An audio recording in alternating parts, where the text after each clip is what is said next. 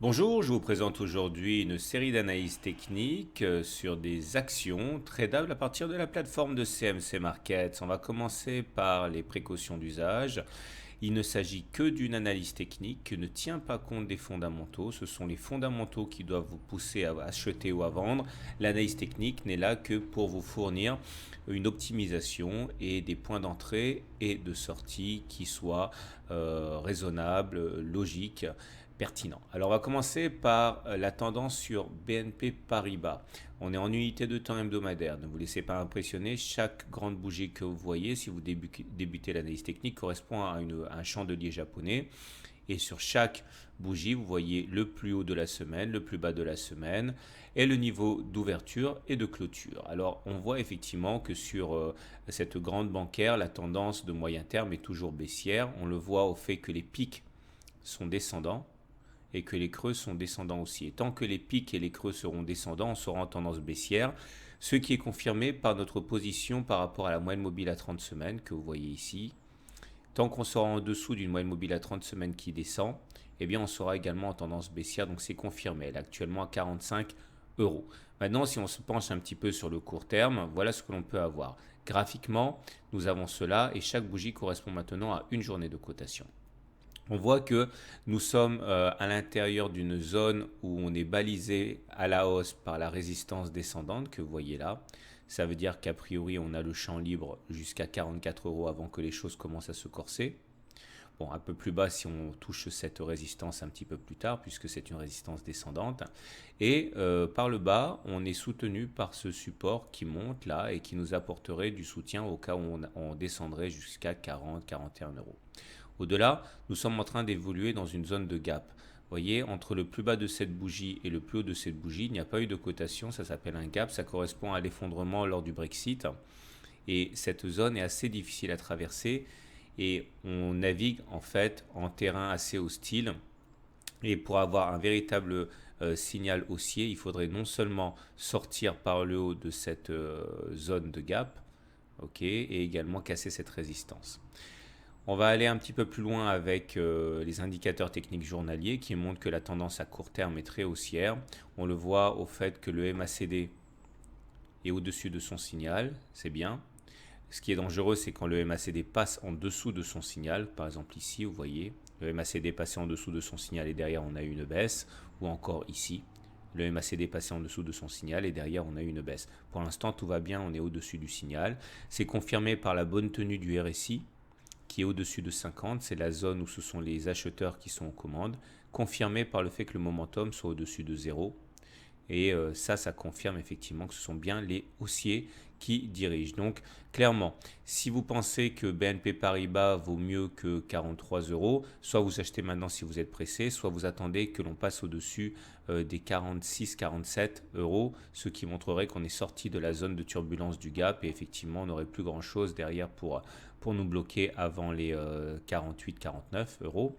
Soit vous pensez qu'on est vraiment survalorisé à 43 euros sur BNP Paribas, alors vous spéculez à la baisse tout de suite si vous êtes vraiment pressé. Sinon, il serait peut-être plus avantageux d'attendre que l'on casse ce support ascendant, ce qui montrerait quand même un accès de faiblesse important. On passe maintenant à l'action suivante.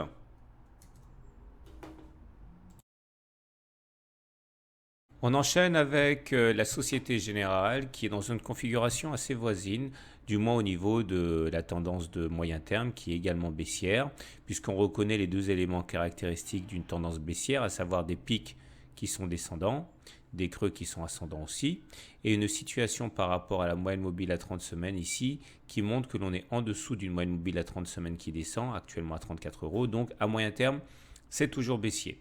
Maintenant, si on essaie de jeter un œil à ce que cela donne en unité jour, on voit que le graphe est un petit peu différent de celui de la BNP Paribas, même si effectivement il y a quand même des ressemblances. Pour l'instant, on voit surtout que le gap n'a pas été travaillé ici, le fameux gap du Brexit. Et ce gap qui naît entre 32 et 33 euros va être assez difficile à passer. Il faudrait véritablement passer au-dessus de ce gap, au-dessus des 34-35 euros, pour se libérer de cette pesanteur. À plus court terme, on est pris entre une résistance et un support. La résistance est celle-ci. Regardez, on a réussi à rebondir à 2 reprises sur ces niveaux-là, approximativement, avant de repartir vers le haut. C'était donc un support. Or, on sait que lorsqu'un support est cassé par le bas, donc vers le bas, eh bien, il change de polarité, il devient résistance. Et c'est ça qui explique que depuis 2 séances, eh bien, on cale sur les mêmes niveaux des 30,7 euros à peu près. Heureusement, il y a également plusieurs supports. Le premier support horizontal est là. C'est la même règle. Vous voyez, on a buté sur cette ligne des 28,8 à peu près. Une fois qu'on l'a eu cassé, eh bien, il y a un changement de polarité, ça devient une zone de support. Ça veut dire qu'on pourrait avoir du soutien en cas d'attaque baissière qui nous amènerait vers les 28,8 euros. En deuxième rideau, il y a ce support ascendant ici qui pourrait également faire son office. Donc, il faudrait passer les 30,5 à peu près 30,6 pour rejoindre les 32. Et après, effectivement, la grande bataille devrait commencer dans la zone de gap avec pour objectif de clôturer au-dessus. Au niveau de la dynamique, elle est haussière. Le MACD au-dessus de son signal. Le RSI est in extremis au-dessus de 50 et le momentum est au-dessus de 0. Donc on voit bien effectivement que la dynamique va vers le haut, mais on coince pour l'instant sur des résistances graphiques. On enchaîne avec une autre action. Et nous allons terminer avec Sequana qui est dans une situation assez intéressante. Bon, la tendance de moyen terme est baissière, comme pour beaucoup d'actions en fait, hein, quasiment toutes, hein. Les pics sont descendants, les creux sont descendants et on est en dessous de la moyenne mobile à 30 semaines qui descend. Donc pour ça, il n'y a pas de doute, la tendance est baissière à moyen terme. Néanmoins, quand on zoome un petit peu et qu'on bascule en unité jour, on voit que les choses sont intéressantes pour plusieurs raisons. Tout d'abord, nous avons ici un gap qui a été ouvert il y a 4 séances et ça c'est un signe de force, vous l'avez vu, ça constitue également généralement une zone de support, hein. Et on est poussé donc par cette envolée et nous avons des résistances en face de nous. Tout d'abord cette résistance descendante ici qui menace les cours vers 2,6 euros et un peu plus haut la résistance ici en rouge qui correspond aux deux remparts qui se sont élevés contre Sequana lors de cette attaque et de l'attaque précédente aux alentours de 2,85 euros. Donc dynamique haussière, on va le voir notamment à travers le fait que le momentum soit au-dessus de 0, que le RSI soit supérieur à 50 et que le MACD soit au-dessus de son signal.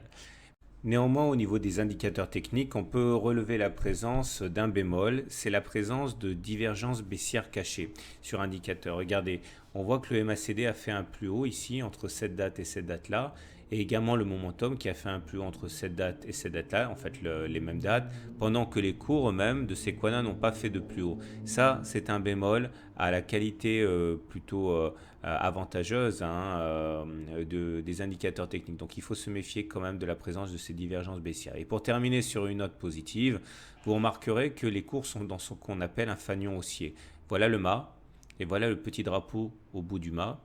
Et il faut savoir que les fanions haussiers se cassent plus souvent par le haut que par le bas. C'est un élément assez intéressant à prendre en considération parce que si on devait casser par le haut, c'est-à-dire aller plus loin que les 2,5 par exemple, eh bien l'objectif serait de prendre la hauteur du mât que l'on reporterait au-dessus de la base du fanion, ce qui nous amènerait vers les 2,9 euros. Donc voilà, ça c'est un élément chartiste assez intéressant.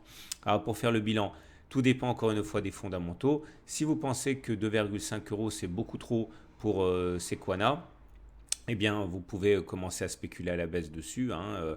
Maintenant, il serait peut-être un peu plus avantageux d'attendre un comblement du gap pour commencer à spéculer à la baisse parce que ça voudrait dire que ce signe de force est caduque. Maintenant, si vous pensez que Sequana est plutôt sous-valorisé par rapport aux 2,5 euros auquel elle cote actuellement, eh bien, vous pouvez acheter maintenant si vous êtes pressé. Autre solution, vous attendez que l'on casse donc par le haut la figure de fanion haussier pour viser des objectifs beaucoup plus importants correspondant effectivement à ceux qu'on a mentionnés précédemment. Voilà, je vous souhaite une bonne semaine, de bons trades et à très bientôt pour d'autres analyses techniques.